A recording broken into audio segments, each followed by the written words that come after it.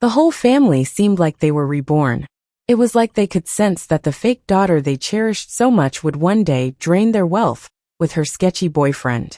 In the end, they were trapped and tortured to death in the villa by those thugs. Ironically, it was me, the real daughter who had been kicked out, who ended up handling their burials. Right now, Clara, who bullied me, was tearfully clinging to Mom's hand, saying, "I know my sister hates me. I'll endure her insults as long as you don't make me leave." But she was too busy with her little act to notice Mom's growing cold gaze. Little did she know, her good days were numbered. I've been putting up with fake Clara's bullying for nearly a month. She acts scared of me and pleads not to be kicked out, saying she doesn't want to take Mom and Dad from me. But behind my back, she corners me, slaps me, makes me kneel, and forces me to drink dirty water. With her boyfriend, she's even ripped my clothes and poured moldy food over my head. I tried calling the cops, but my brother rushed over and scolded me for making a fuss. He said, "Clara's just joking around. Do you have to blow it out of proportion? I regret bringing you back home." I went to my homeroom teacher, who held a class meeting to address the issue. But everyone was too afraid of Clara's boyfriend and twisted the facts, claiming I was the one bullying Clara. They said stuff like, "I've seen Candy be really mean to Clara. She's so harsh and looks down on people. She's even hit Clara, but Clara told us not to tell because she's her sister." With so many people spreading lies, my truth felt weak. Eventually, the teacher called my parents, suggesting they take me home to sort things out.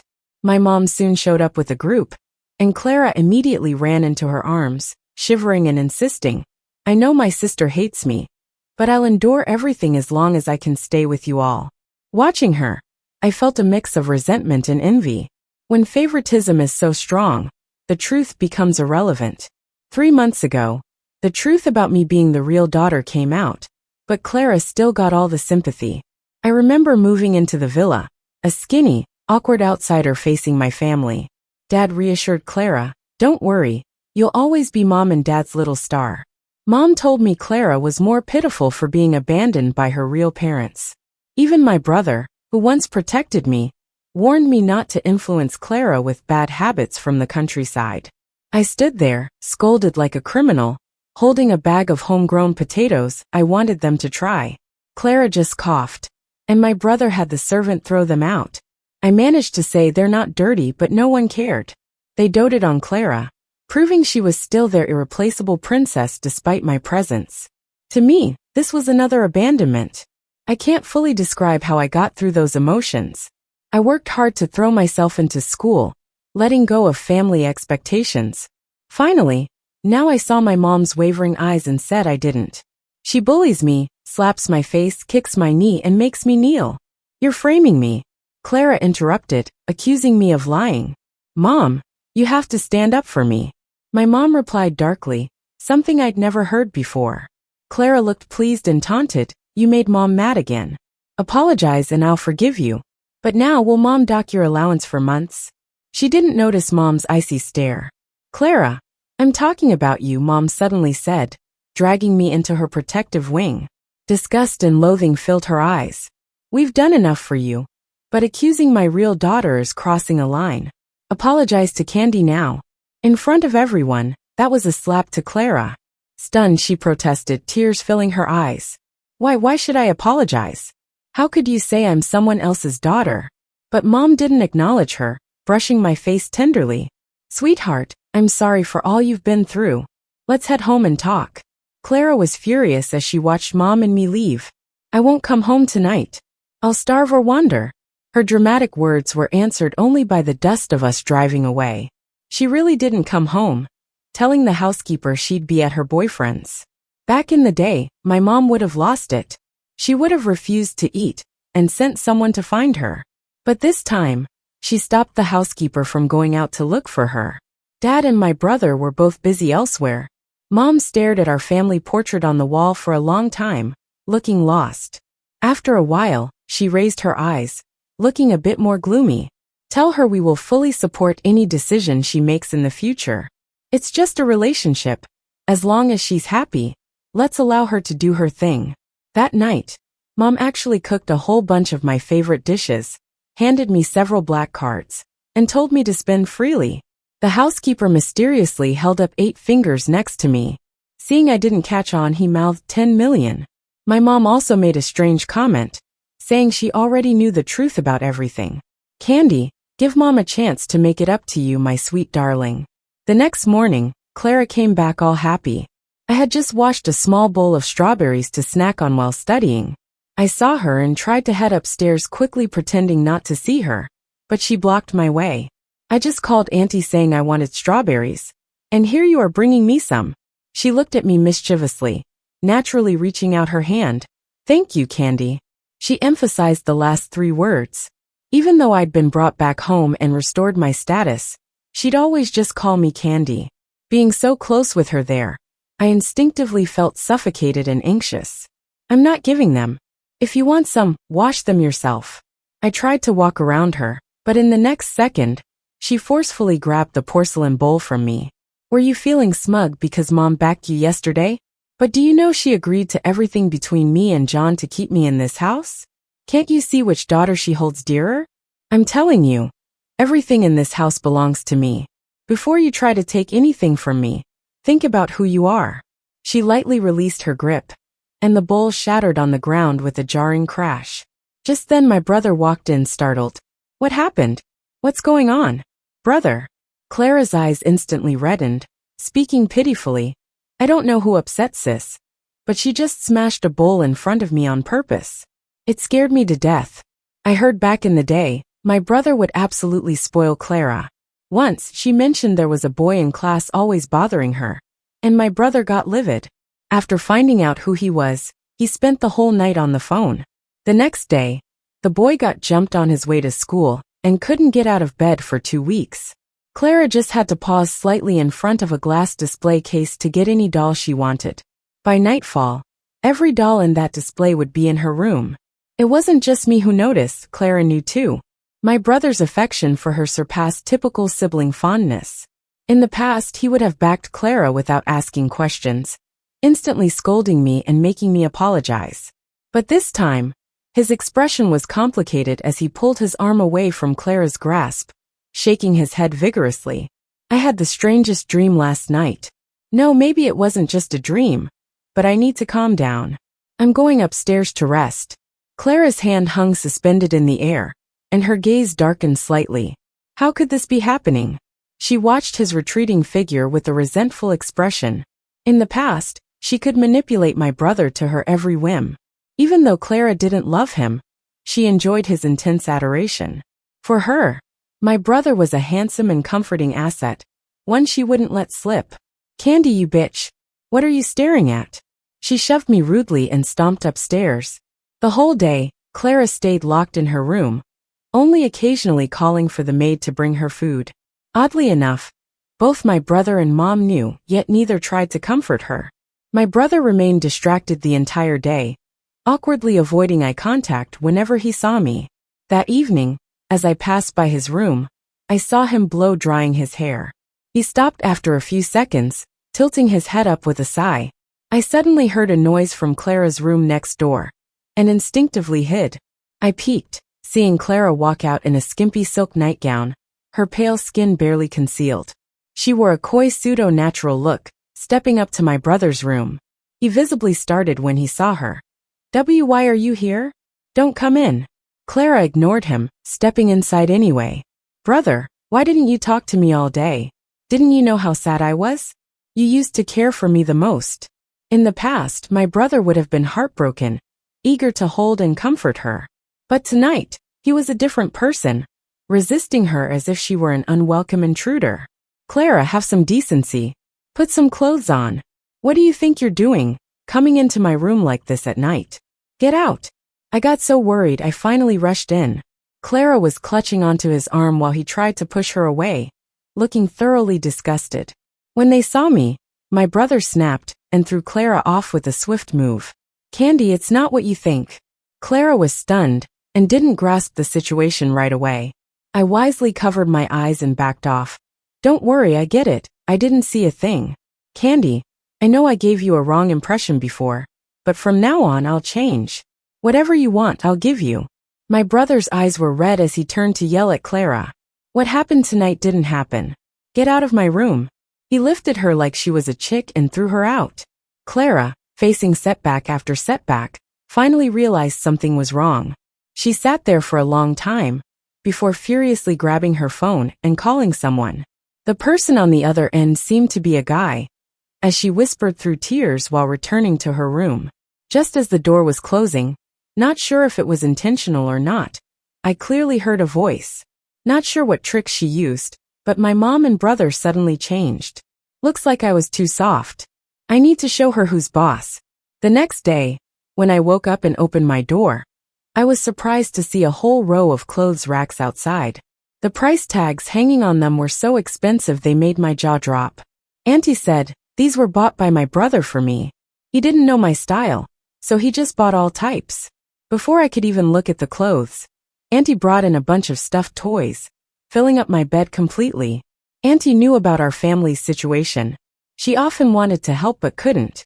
Now, she seized the opportunity and loudly said in front of Clara, Miss, the young master really cares about you. He only brought gifts for you this time. Clara walked over with a blank expression, looking annoyed and said, Who wants this junk? No taste at all. You can dress up a bumpkin, but they'll always be a bumpkin.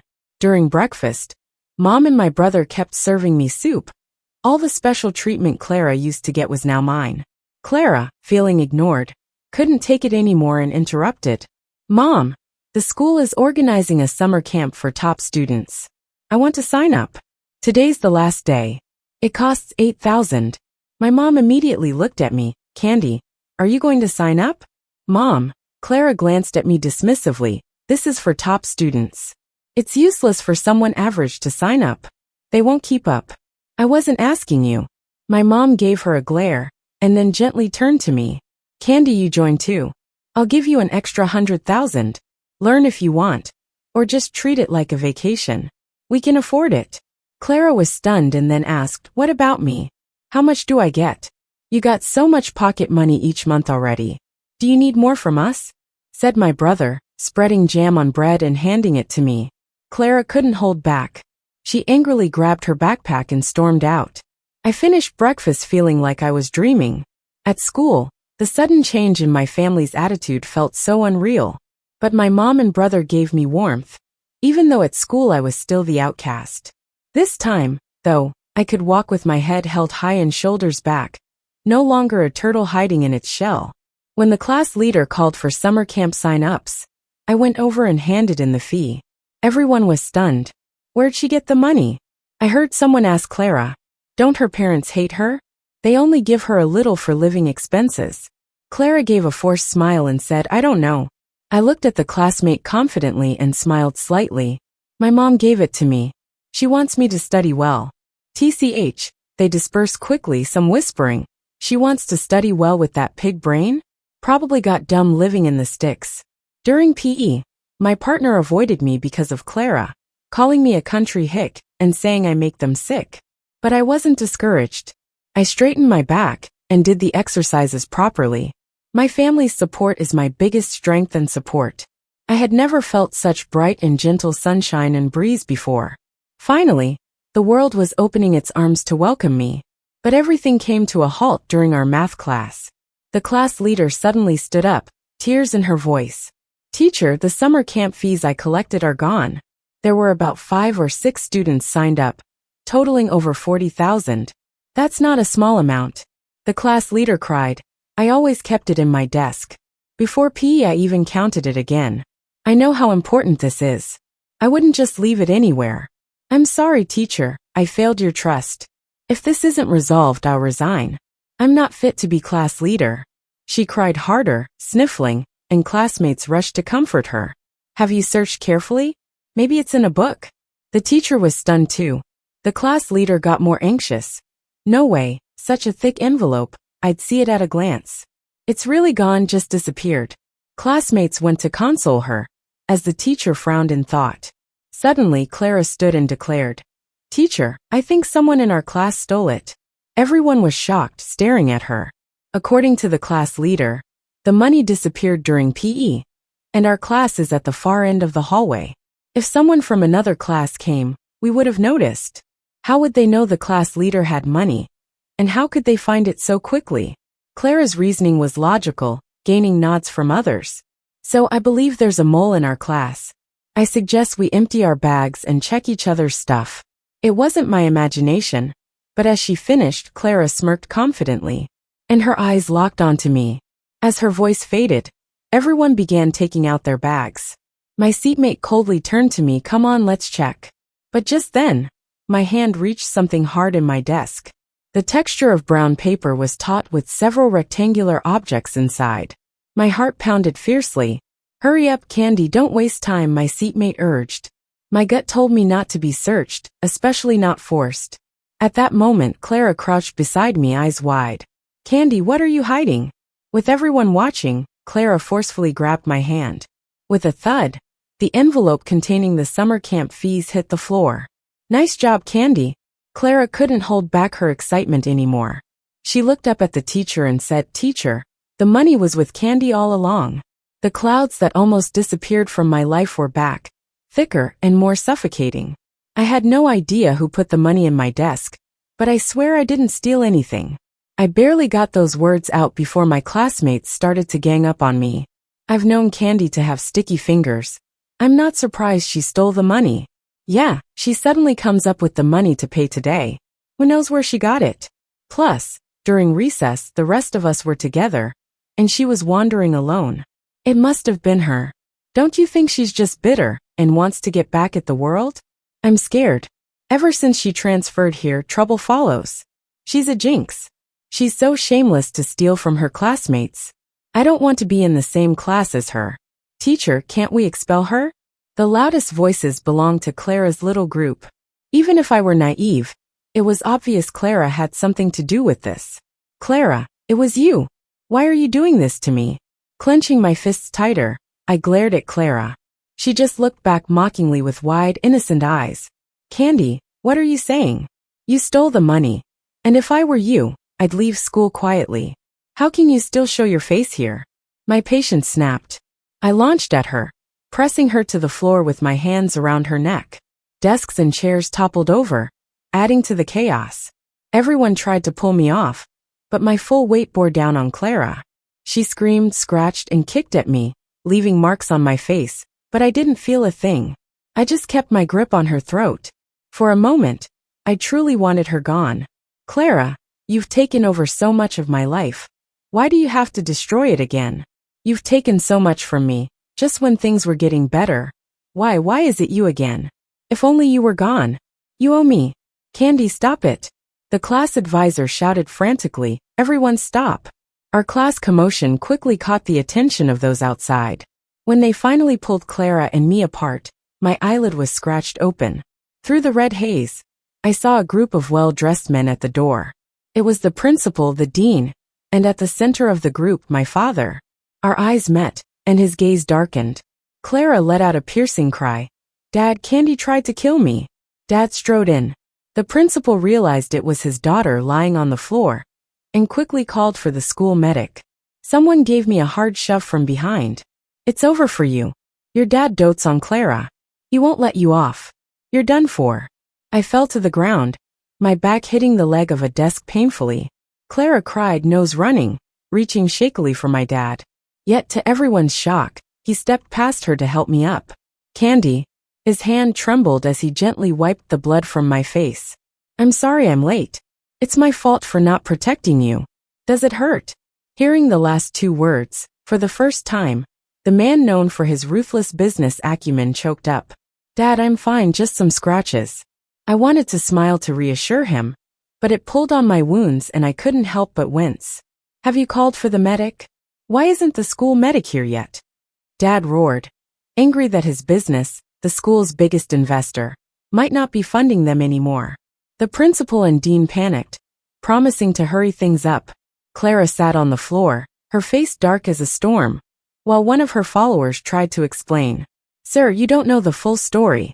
Candy stole our summer camp money and got caught red-handed." Then she mouthed off and attacked Clara. "You should slap her for that." "Shut up." Dad's eyes pierced through her.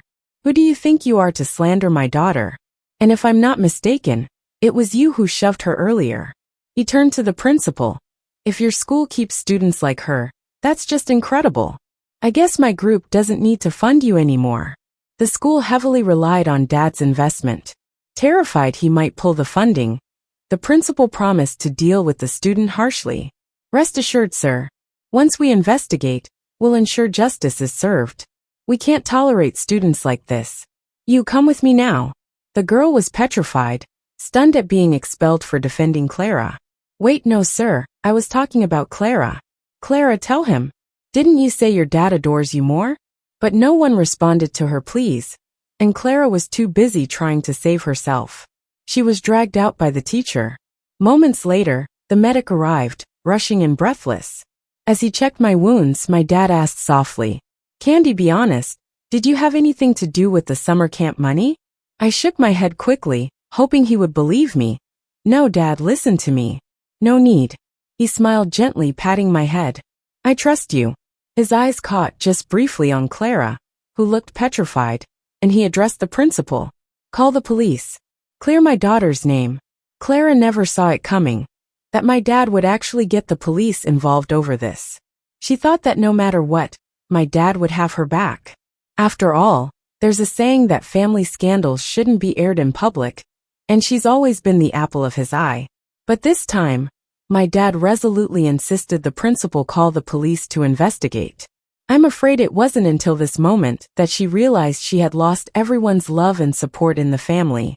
"You guys really are determined to cut me off, huh?" she whispered, her voice so low that I was the only one who heard it. Moments later, she sneered and looked up. "All right then, call the police. Let them uncover the truth." As soon as she said that, I realized something was off. "Dad, I'll show you who truly deserves your love," Clara spat, getting up from the floor and glaring at me with a venomous stare. Sure enough, when the police arrived to check the surveillance footage, they found both the classroom and corridor cameras had been tampered with.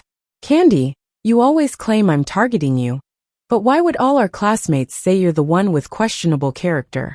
And everyone says it, is it still a lie?" Clara raised her chin in the office, her eyes practically piercing through me. "With how poor your character is, Candy, how can you even stay in this class? You're such a disappointment to Mom and Dad. Their lifetime of honor was ruined by your hands. You made this into such a scandal. How do you expect them to hold their heads high after this?" Just then, I received a text from Mom. She wrote, "Sweetheart, Mom will always protect you. Don't be afraid of anything. Just forge ahead." At that moment, a police officer suddenly raised his voice with a phone in hand. I received a powerful piece of video evidence. He called out, glancing at Clara, and then playing the video on the projector. A crowd of curious classmates from all over gathered to watch. As the video played, everyone gasped deeply. The footage clearly showed Clara, seizing a moment when the classroom was empty, sneaked the class leader's money into my desk. Her troublemaker boyfriend was there too. The guy was casually sitting on my desk, making my chair rock back and forth. "What's wrong with your old lady of a mom and that brother of yours? Have they lost their minds and started caring about their real daughter?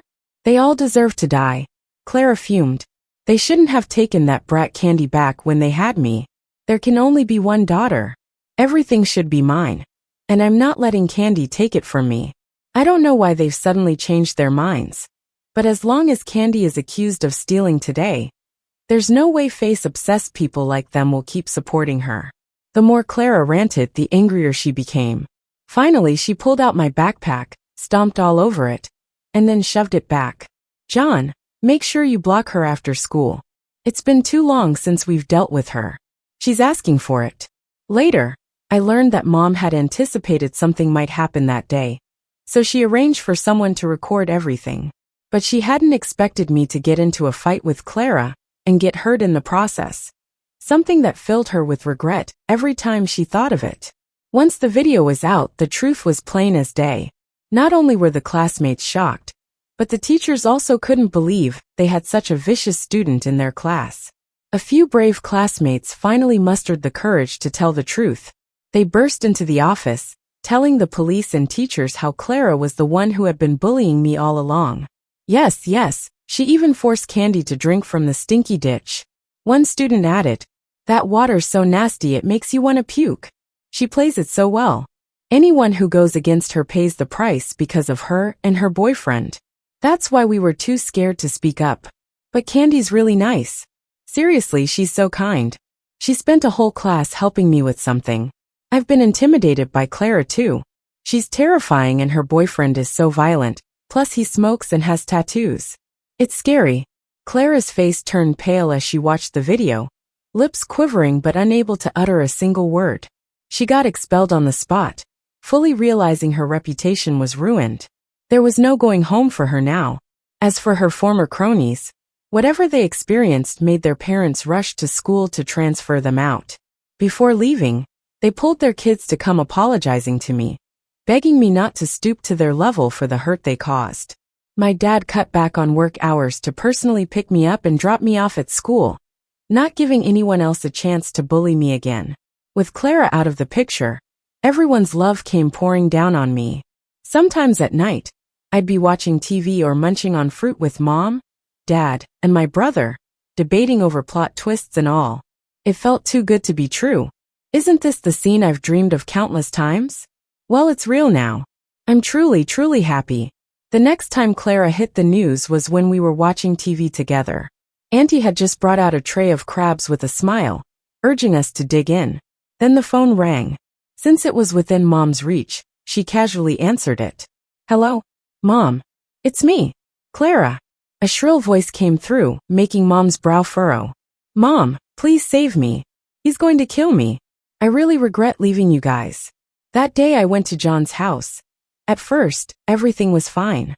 But then he started drinking and gambling. When he lost, he'd start yelling at me. And now he's even started hitting me. He said he was going to kill me today. All those things I did to my sister were John's idea. I wasn't really that bad. You watched me grow up. Don't you know me by now? I want to come home. I promise I'll get along with my sister. Clara's voice turned to sobs. My mom looked over at my brother and dad. I was shocked to see they seemed to have expected this, exchanging knowing nods. What does he want? My mom asked. Clara immediately stopped crying and said eagerly, John said as long as you send 20 million, he'll let me go. And I can reunite with all of you. My mom coldly repeated the name John, took a deep breath, and closed her eyes. When she opened them again, there was nothing but determination, no hint of nostalgia. Clara, we've raised you for so many years, loved you so much. Even when we found out you weren't our biological child, our love for you never wavered. We even hurt our own daughter for your sake. But Candy never blamed us. She always regarded us as her most important family. And you, Clara, we considered our past bond and gave you chances, but you didn't cherish them. Suddenly, John's aggressive voice came through. What the hell are you saying? Are you sending the money or not? If not, I'll kill Clara. I can't believe you'd stand by while she gets hurt. You raised her since she was a kid. Even if she's not your biological daughter, she's practically one by now. My mom smiled slightly, but her eyes didn't reflect it.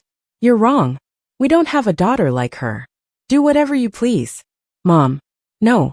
Clara kept screaming, but my mom hung up decisively, and even pulled out the phone line. She calmly stroked my palm and said, It's okay. Let's keep watching TV. My brother was already next to me, handing over a small plate of crab meat. Dad smiled at us too, turning up the TV volume. Everything seemed so peaceful, like nothing had just happened.